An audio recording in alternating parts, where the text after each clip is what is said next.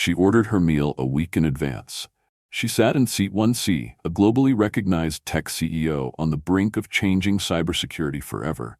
But instead of her gourmet dish, she was handed a cold salad, without a name, without respect. What happened next didn't just expose one flight attendant, it shattered the silence of an entire industry. This isn't just a story about service, it's about power, race, and quiet revolution at 35,000 feet. Who is Amara Bennett, and how did one calm sentence shake a global airline to its core? Where are you watching from? Subscribe now for more true stories that demand to be heard. Amara Bennett stepped into the first-class cabin of Skylink Flight 322 with the kind of quiet confidence that turned heads without demanding to. Her presence wasn't loud, it was composed, dignified, owned from years of walking into rooms where no one expected her to lead, yet she always did. At 35, she was already one of the most respected cybersecurity strategists in the world. Her company behind the latest AI protocol being adopted by NATO. This flight from New York to Brussels wasn't just another business trip. It was the final leg in securing a global defense contract that would cement her legacy. Dressed in a crisp ivory blouse tucked into slate-gray trousers, her natural curls gathered neatly at the nape of her neck, Amara exuded clarity and intention. As she placed her charcoal leather laptop bag into the overhead compartment above seat 1C, she nodded briefly at the attendant who barely looked her in the eye, before turning to a white man behind her, with a warm smile and an eager, "Welcome aboard, Mr. Ellison." She took her seat, adjusting the belt without a second thought. She had flown this route often and always with Skylink, a carrier known for its elite treatment of distinguished passengers. Amara was among the top-tier Diamond Nova members. Her preferences locked in, her meals always selected in advance, a vegetarian tasting menu with spiced lentils and roasted eggplant paired with a vintage Sauvignon Blanc. The choices weren't about luxury, they were routine, grounding. Rituals she performed not to impress but to affirm, "I belong here." The welcome drink arrived, but her attendant, identified by her polished name tag as Ava Whitmore, offered only water with no slice of lemon, no smile. Amara raised a brow but didn't comment. She'd learned a long time ago that sometimes the silence says more than the gesture. Passengers trickled in. Across the aisle, champagne flutes clinked as two men in tailored suits laughed over hedge fund gossip. A third man next to her, a tech investor, Amara recognized from a recent panel, was already receiving his pre-ordered steak and wine before takeoff. Ava circled back and leaned over. "I'm sorry, Ms. Bennett," she said with a strained smile that didn't reach her eyes. "There's been a mix-up. We've run out of your meal selection." She handed her a bland salad, iceberg lettuce with 2 slices of cucumber, and a bottle of room-temperature water. Amara looked at the tray, then up at Ava, her tone calm but sharp. "I confirmed my order last week. It's in your system." Ava shrugged, her clipboard flapping lightly against her side like a forgotten accessory. "Well, sometimes the system doesn't update. Nothing we can do now." And with that, she turned on her heel and walked away, leaving Amara with a plate that didn't belong in first class. Or with her. For a long moment, Amara didn't move. The buzz of conversation around her continued. Laughs, clinks, the gentle hum of the engine. But her space had gone silent. It wasn't about the meal. Not anymore. It was about the disregard, the erasure, the way the woman had looked through her instead of at her. The way no one else even noticed the difference between her cold water and their golden bubbles of Prosecco. Amara folded her hands in her lap, her nails neat, polished. She breathed slowly. She'd seen this before. She remembered it from boardrooms where men shook hands with her assistant first, from conferences where moderators assumed she was there to take notes. And now, here it was again, 35,000 feet in the air. A different setting, same script. But Amara wasn't here to play her old role. Not this time. Not in seat 1C. Amara didn't touch the salad, not out of pride, but precision. She needed to feel the moment in full. The tray in front of her, the chill of the water bottle, the way her seat seemed to shrink while the rest of first class sparkled with linen napkins and personalized service. Across the aisle, Ava Whitmore's voice lifted gently as she leaned toward Mr. Ellison, offering him a second pour of the vintage red and complimenting his lapel pin. Her tone was warm, almost melodic, a performance of attentiveness Amara hadn't received a single note of. And yet, Ava had served her first. Technically, if handing over a disposable tray without eye contact counted as service. Amara leaned back in her seat, one leg crossed neatly over the other. She watched the scene with a kind of calm that came only from repeated exposure. She wasn't surprised. No, surprise had long faded from her emotional repertoire when it came to moments like this. What remained was clarity. She reached down to her bag and pulled out her tablet, fingers gliding across the screen with deliberate slowness. On it, the final draft of the NATO Cyber Defense Integration Plan glowed in soft blue light. But she didn't read. Her eyes flicked to the mirrored reflection in the screen. Ava again, hovering 2 rows down, beaming as she placed a tray in front of a young white woman who had boarded late and hadn't even pre-ordered. The difference was too loud to ignore. That was when the tapping started. Just a soft rhythm on the armrest, her fingers tapping once, twice, again. A subconscious countdown. She remembered that same rhythm during her first panel at the Global Cyber Forum when the moderator skipped over her bio entirely and referred to her as a promising young talent. She'd been 32 at the time, with 2 patents and a government contract already under her belt. She didn't correct him. Instead, she had waited, then presented data so airtight that even the most condescending investor in the room had to nod in reluctant admiration. But this wasn't a conference stage. This was the air, suspended between countries, and what happened up here often drifted past notice, beyond consequence. Amara's jaw tightened, just slightly. That's why they did it, why Ava could get away with it, because the sky was unrecorded space. Because what was whispered in politeness couldn't be cited in complaint. Because being overlooked didn't leave bruises, just echoes. She glanced again. Now Ava was adjusting the white linen on Mr. Ellison's tray, laughing, actually laughing, at something he said. Then she leaned in again, offering chocolate mousse with gold flakes, an extra dessert usually reserved for high-profile partners. Amara blinked once. The contrast wasn't just unprofessional, it was clinical, measured, designed to exclude without triggering alarms. A faint buzz vibrated against her wrist. She tapped her smartwatch and read the message. Jesse Han, ready when you are. Her assistant's timing was precise, as always. Back in DC, Jesse had already started combing through Skylink's internal feedback archives. Amara had trained her well. Never raise your voice, raise your data. That was the code they lived by. Amara's eyes flicked to the call button above her seat, then away. No, not yet. She needed a few more minutes. Not to react, but to document. Every smile Ava gave the passengers in 1A and 1B, every refill poured for 2D and 2E, every moment the system forgot the black woman in 1C. Because when the reckoning came, and Amara knew it wouldn't just be about a salad. It would be about a structure built to make people like her disappear politely. She exhaled softly and opened the discrete app on her watch, one she and Jesse had designed for scenarios exactly like this. The interface was simple: observe, log, timestamp. No confrontation, no disruption. Just cold, hard patterns. And once they had enough, the sky wouldn't be so silent anymore. Back in Washington, D.C., the city lights shimmered against Jesse Han's office window like scattered stars. It was nearly midnight, but she was wide awake, her glasses slightly fogged from the heat of the mug beside her, forgotten tea now cold. The moment she received Amara's message, her body snapped into action, not with panic but precision. She had seen that particular phrasing only once before. Audit Flight 322, cabin crew ID AW742. Short, controlled, a code between them. And that meant it was serious. Jesse launched the monitoring protocol Amara had built into Morgan Sissek's internal toolset, a program so sophisticated it could parse tone, interaction frequency, and delay intervals from flight footage using AI-enhanced recognition software.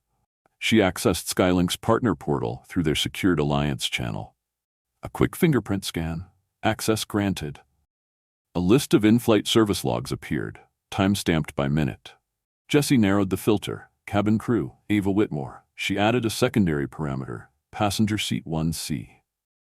As she ran the first query, a second screen began uploading real-time video clips from Flight 322's cabin cameras, blurred at the edges to preserve passenger privacy, except for the seats tied to logged events. Jesse clicked on the first clip. Ava served 3 male passengers with perfect timing, greeting each by name, offering personalized items, smiling with practiced ease. Then came seat 1C, the tray placed without a word. No wine offered, no napkin unfolded. Ava didn't even look down. The clip was barely 20 seconds, but it said enough. Jessie pulled up Ava's historical service data. The file wasn't long, but it was telling. Over the past 18 months, 6 complaints had been submitted anonymously about inconsistent treatment and rushed service in first class, all from non-white passengers. None had escalated. The remarks were buried beneath administrative comments like, unable to confirm intent or possibly training-related. But Jessie knew better. She flagged them all. Next came Ava's internal messages, pulled via cross-partner compliance review. One line stood out from a casual Slack chat logged 6 months earlier. Sometimes you can just tell who's worth the extra touch, you know?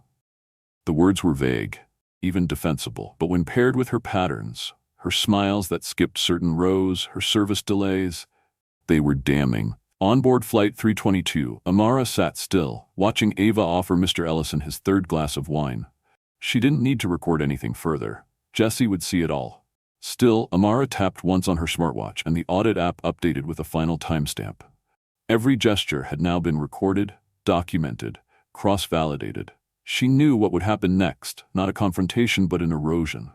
Silent, systemic, like acid against stone. She scrolled through the cabin crew profiles on the tablet in her lap, accessing Skylink's directory via her secured guest login. There, Ava Whitmore. Senior crew, 6 years in service, positive customer reviews, almost exclusively from male passengers in the platinum tier. And then there were the gaps, the near absence of verified feedback from women, people of color, or those outside the top social profile tags.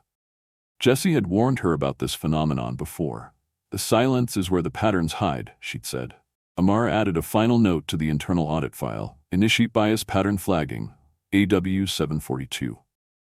Cross-analyze service intervals by race, gender, demographic. Validate against company equity standards. Priority level red. She hit send. The packet shot through the encrypted channel to Skylink's executive ethics board, and a copy went directly to Tristan Lowell, the CEO. No press release, no angry letter, just data. Indisputable, cold, clean data. She leaned back slightly in her seat. The cabin lights dimmed to blue as the plane crossed into international airspace. Ava passed by again, her eyes sliding past Amara as if she didn't exist. But this time, Amara smiled, not with kindness but clarity. She knew what was already in motion. The audit had begun. The cabin began its slow descent into Brussels, the seatbelt sign glowing softly above the rows of polished leather. Amara remained still in seat 1C, her hands folded loosely in her lap, but her mind moved with the velocity of strategy. By now, the digital packet Jessie had compiled, complete with footage, timestamps, interaction data, and internal crew communications, had reached Skylink's executive inboxes. She didn't need to follow up. She knew the sequence. Once the red-level audit flag was received, the system escalated automatically, alerts to legal, HR, and the Ethics Oversight Committee. A notice to the CEO. A silent bell had been rung, and there would be no unhearing it. She glanced to her left. Mr. Ellison was dozing now, his tray cleared, his champagne glass neatly polished and returned to its holder. Ava had made her last round nearly 10 minutes ago, offering hand wipes and softly spoken goodbyes to each white passenger in rows 1 and 2. She had not returned to 1C. Amara didn't expect her to. She didn't need closure, not from the woman who had dismissed her, not from a system that had taught Ava such behavior was routine. No. The closure would come when the system had to account for its own complicity. As the wheels brushed the tarmac and the soft jolt of landing rippled through the cabin, Amara exhaled once. Outside her window, the lights of Brussels blurred against the wet runway. The flight attendants gave their rehearsed instructions. "Thank you for choosing Skylink. We hope to welcome you again."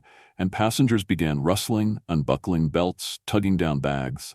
Amara moved with no urgency. She adjusted her collar, smoothed the crease of her blazer, and stood gracefully, taking her laptop bag with practiced care. The cabin door hissed as it opened.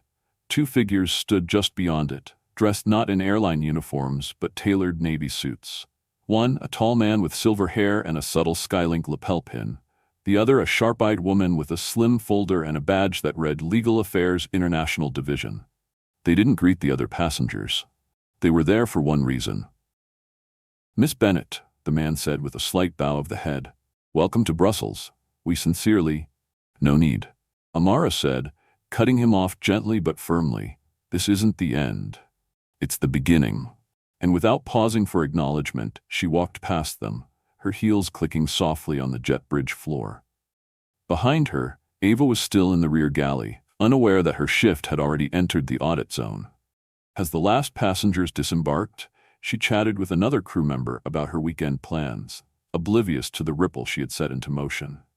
When she finally stepped into the terminal, still poised in her practiced grace, she stopped short at the sight of three individuals in black suits, flanked by an HR officer holding a tablet. On it, in bold red type, Flight 322 crew, emergency review required. Follow to conference room B. Her smile faltered. She opened her mouth to ask something, but the silence from her colleagues, especially the quiet resignation in their eyes, said everything. She followed without a word. Amara moved through the arrivals hall toward the VIP exit, where a black sedan waited to take her to her hotel. Her phone buzzed in her hand. A message from Jesse, audit acknowledged, CEO personally reviewing, HR and legal team deployed at Brussels terminal, case flagged as cultural breach, Class A. Amara didn't smile. She didn't need to. This wasn't a victory, it was a reckoning. Not for her alone, but for everyone who had ever been handed a cold tray and a colder look and told, with silent indifference, that they didn't belong.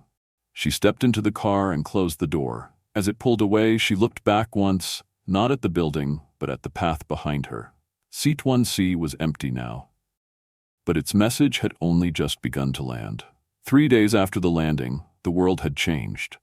Not because of a press release or a headline, but because a woman in seat 1C chose to press a button instead of raising her voice. The ripple started quietly, but it spread with unnerving speed. Skylink's internal servers logged over 4,000 employee messages, referencing the audit within 48 hours. Shareholders demanded clarity. 3 institutional investors requested emergency meetings. The Ethics Oversight Committee issued a formal statement. Skylink recognizes the failure to uphold equity in its elite service protocols and will initiate immediate, mandatory reform. Amara Bennett didn't attend the press conference. She had declined every invitation, CNN, BBC, Forbes. She didn't want a headline. She wanted accountability. While Skylink's CEO, Tristan Lowell, stood at a podium delivering a carefully prepared speech about commitment to inclusion and dignity, Amara was elsewhere, seated in a quiet glass conference room overlooking the gray waters of the Brussels Canal. Across from her sat 3 women. Not executives, not attorneys, but junior hospitality workers, women of color, who had reached out after hearing about what happened on Flight 322. One of them, barely 23, spoke with a voice that trembled. "How did you stay calm?" "I would have yelled. I wouldn't have known what to do." Amara looked at her, her eyes steady but kind. "You don't have to yell to be heard," she said. "You have to be prepared. The system listens when it knows it's been seen." That night, she received an official invitation from Skylink's board. Not a compensation offer, not a voucher. A request for Amara to serve as strategic advisor for the airline's new Redefining Luxury initiative. A complete rebuild of their global first-class training and service protocols. She didn't reply right away. Instead, she took a walk by the canal, hands in her coat pockets, the chill cutting through her thoughts. She thought about Ava Whitmore, now suspended and under full review. About the passengers who watched and said nothing. About the flight attendant who simply poured wine for someone else. And then she thought about all the times before that moment. The overlooked pitch meeting. The time she was addressed as Miss Bennett's assistant at her own product launch. The hotel clerk who once assumed she was the intern. The invisible weight of proving herself over and over. And still, she had never snapped. Never raised her voice. Because the world expected her to fail with volume, but she had learned to win with silence. When she returned to her hotel, an email waited for her. It wasn't from Skylink. It was from a 16-year-old girl in Arizona named Dahlia. Her message was short. "I read about you. I want to study cybersecurity, but my teacher told me girls like me don't usually last in tech. That it's too serious, too white, too male. What do I do?" Amara's reply was even shorter. Study anyway, build anyway, sit in the seat anyway, and if they forget you ordered your meal, remind them you've been preparing for this table your whole life. The next day, the first clip from the cabin camera footage was quietly released to internal Skylink staff during a mandatory ethics briefing. It showed Ava placing the meal in front of Amara without a word. It showed the timestamp, pre-ordered, confirmed, ignored. And it showed Amara's face, calm and composed, as she said one thing, "I understand now." That single sentence began circulating within corporate circles, on LinkedIn posts, employee chats, even printed in bold at Skylink's HR office entrance. I understand now. Not a threat, not a rebellion, but a reckoning. Because in that moment, the system understood that someone had seen it for what it was and refused to let it remain invisible. Months later, Seat 1C on every Skylink aircraft was marked with a subtle engraved plaque, reserved for those who demand respect. Quietly. Amara saw a photo of it once. She didn't repost it. She simply closed her laptop and smiled, not for the recognition, but for the change. The skies had remembered her silence, and now they would never forget it. In a world where injustice often hides behind polished smiles and subtle gestures, Amara Bennett's story reminds us of one powerful truth. You don't need to shout to create change. Just act at the right time, with precision, courage, and unwavering clarity. Discrimination today doesn't always come in the form of harsh words or blatant rejection. Sometimes it's the quiet denial of service, the missed name, the cold tray handed over without eye contact. But when someone chooses to speak through action, armed with truth, data, and calm resolve, the system is forced to listen. Amara didn't demand special treatment. She didn't throw accusations. She simply refused to be erased. And in doing so, she not only exposed a flaw in the luxury service industry, but sparked a reform that will protect countless others from silent exclusion. Her story is proof that dignity doesn't need to be loud, that justice isn't always about confrontation.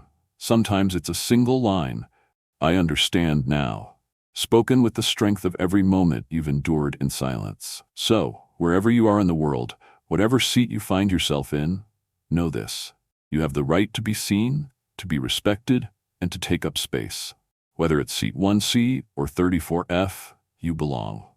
Let us know in the comments, where are you watching this from?